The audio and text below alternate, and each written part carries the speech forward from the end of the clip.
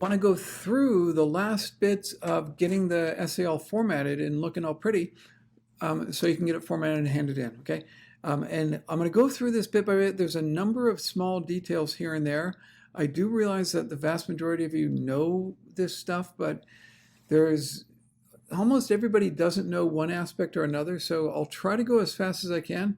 But if you see something, you can obviously stop and go back over it, rewind it. So first and foremost, what this is, I'm going to use MLA as the formatting style, and I want you to be aware there is also another way to format things called APA.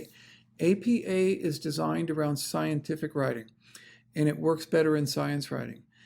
MLA is designed around the humanities, and it works better in the humanities. And so I really want to insist that in the humanities, and this would include history courses, philosophy courses, any kind of art history, or any kind of class like that, MLA is designed for that, to provide proper documentation.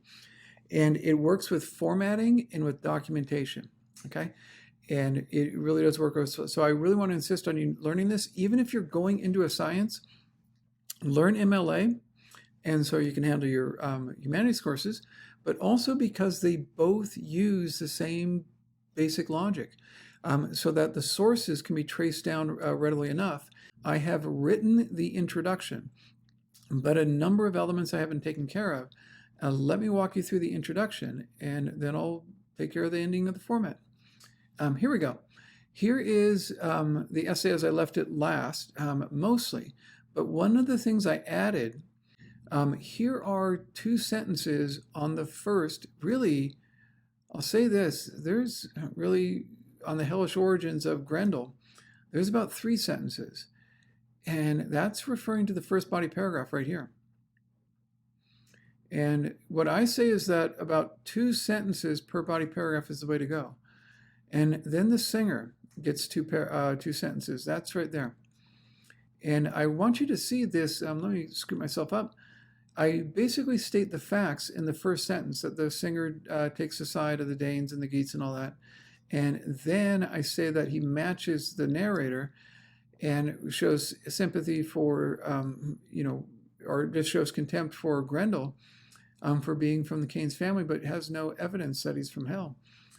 And that's going into the fact of the scene that I'm going to cover, and also why I find it important.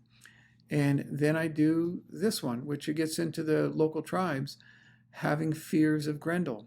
And once again, I set up the facts of it, of that scene, and then I go into my interpretation of it, okay?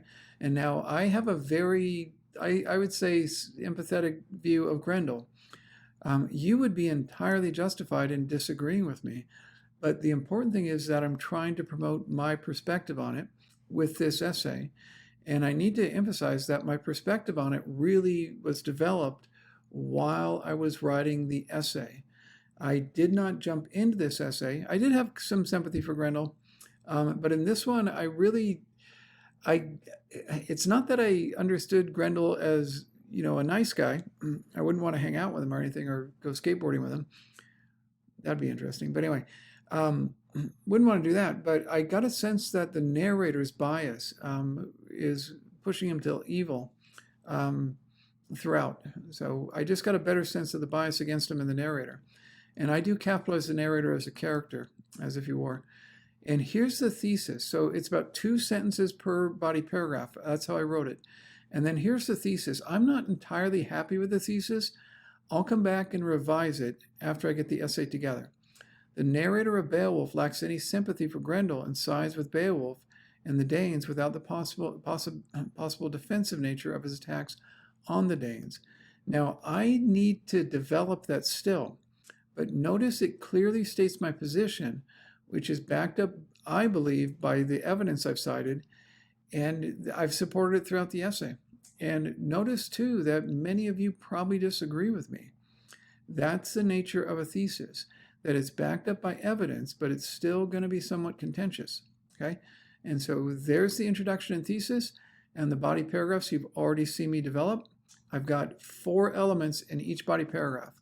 I said the context of who's speaking to whom about what, and this is almost always the narrator. What's going on? Take me in my mind to that page in the reading. Take me in my mind to that page in the reading. Tell me what just happened. Give me some idea of who's speaking, what they're talking about, or whatever's going on. It usually takes a sentence or two. I've only got one here, so I can probably develop that a little bit better. And here's my description of the quotation. That's the third element. And here's the analysis. Okay. That's Grendel shows no intent of doing the Danes any harm, but he is labeled as evil by the narrator, even though he shows no evil actions nor evil intentions when he first appears. And, it gets really rough. Certainly Grendel does in the coming pages, but from the beginning is the bias against him. There's no excuse for him at all, according to the narrator.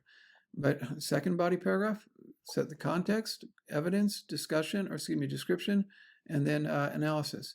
And then the third one, same thing, set the context, quotation, description, analysis. With the description, always take the reader of your essay through the evidence from your eyes. Let them see what you're seeing. You don't yet give them your insight. You explain why you think it's important at the end. Neither the possible defensive nature of his actions nor the possible consideration of his attacks as victorious.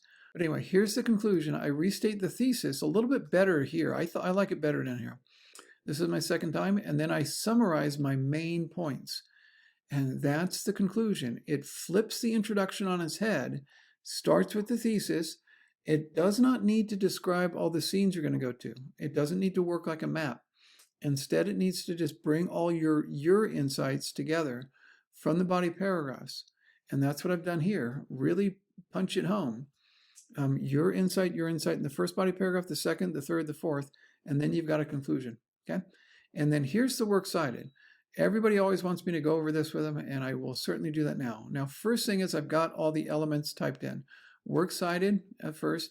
Notice there's no author. We do not have a name for an author. And so we start with the name of the piece. Translated by Seamus Heaney. He's the translator. He needs to be there. There are a number of translations of him, Chickerling and others. This is the Heaney one. And then this is the publisher, Norton and Company, in 2000. They're the ones who have made it available through PDF. And so let's type in PDF. We got that. Now here's a couple little tricks. I'm going to put the cursor here right at the start of Works Cited. Okay. You need to have the Works Cited on a separate page. You need to have it on a separate page. Don't do this. Don't do that. Don't do that. Don't do that. Don't do that. Okay. Instead, do this. I'm going to hit Command or Control if you're working on Windows. I'm working on Apple. Command Enter. And you can insert a page break. Now I'm working in Google Docs. You can go here and then go down and find your page break right there. Notice it says basically Command Enter. It would be Control Enter if you're working on Windows, which I'm sure most of you are.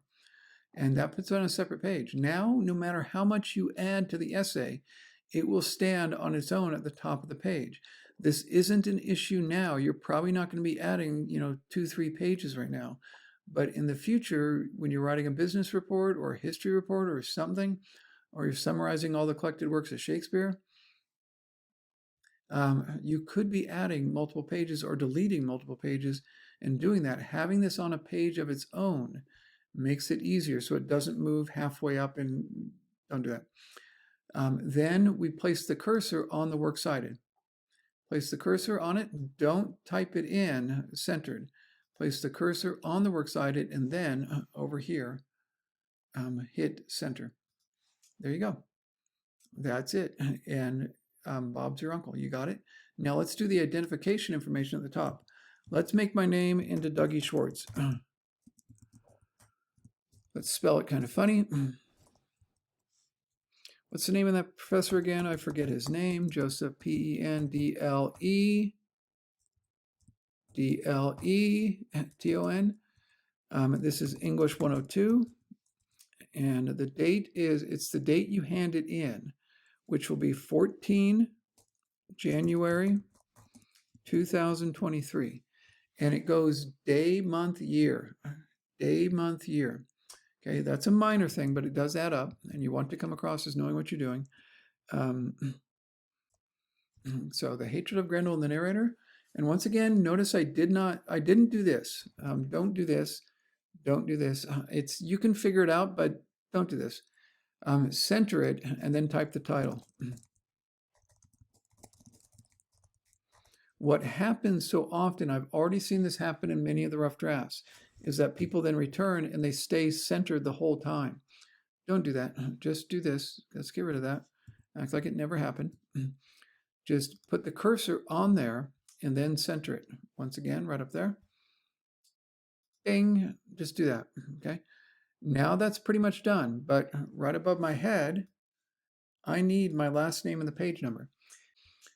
Go to Insert. It works the same way as in Word as it does in Google, but it looks a little bit different.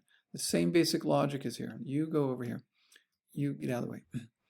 Insert page numbers. The same thing basically in Word as it is in Google.